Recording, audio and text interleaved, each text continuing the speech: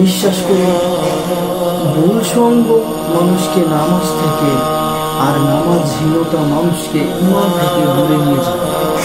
আজ আমরা জানবো বেনামাজি মানুষের সাথে চলাফেরা করলে ইসলাম কি বলে, নামাজ না পড়াকে ইসলাম কি হিসাবে দেখে। এ ব্যাপারে রাসূল সাল্লাল্লাহু আলাইহি ওয়াসাল্লাম বলেছেন, নামাজ ত্যাগ করা এটাই কুফর আর ঈমানের মাঝে পার্থক্য। সহিহ মুসলিম হাদিস 82-147। অর্থ হচ্ছে ইচ্ছাকৃতভাবে নিয়মিত নামাজ ছেড়ে দেওয়ায় অত্যন্ত ভয়াবহ। আল্লাহর স্মরণ থেকে যারা দূরে সরে যায় তাদের সঙ্গ সম্পর্কে কোরআনের নির্দেশ। আল্লাহ তাআলা বলছেন, তুমি এমন ব্যক্তির আনুগত্য করো না যার অন্তরকে আমি আমার স্মরণ থেকে গাফেল করে রেখেছি। সূরা কাহফ আয়াত 28।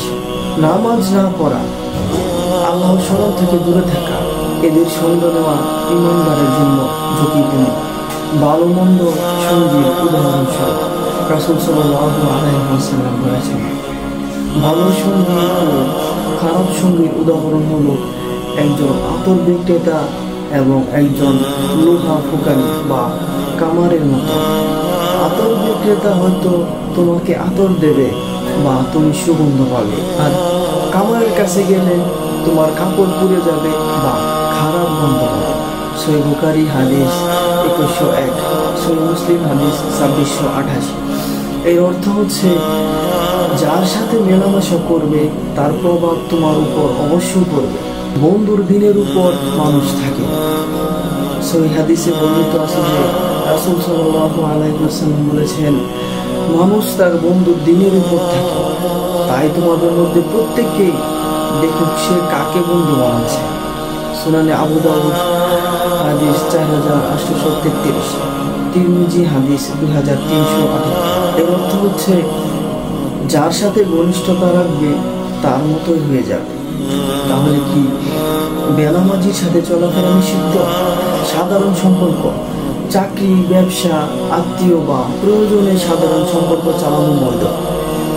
ঘনিষ্ঠ বন্ধুত্ব, আড্ডা, নিকট সঙ্গ এগুলো থেকে বিরত থাকতে বলা হয়েছে, কারণ তার অবহেলা, গাফিলতি, নামাজহীনতা, দুনিয়ামুখী ভাব এসব আপনার ঈমান আমলে সরাসরি প্রভাব ফেলবে।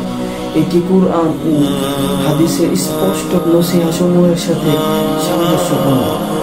দাওয়াত ও নরমভাবে উপদেশ দেওয়া বৈধ ও সুন্নাত। প্রিয় ভাই আমার, সঙ্গ মানুষকে বদলে দেয়। আজ তুমি যার সাথে আছো কাল তুমি তার মতো হয়ে যাবে। তাই ভালো মানুষের সঙ্গ ধরো, নামাজহীন মানুষকে নামাজে রাখো, কিন্তু তাদের অবহেলাকে অনুসরণ করো না। ঈমান রক্ষা করো। আল্লাহ তোমাদের সবাইকে হেদায়েত দিন। আমিন। সুবহানাল্লাহি ওয়া বিহামদিহি, আশহাদু আল্লা ইলাহা ইল্লা আনতা, আস্তাগফিরুকা ওয়া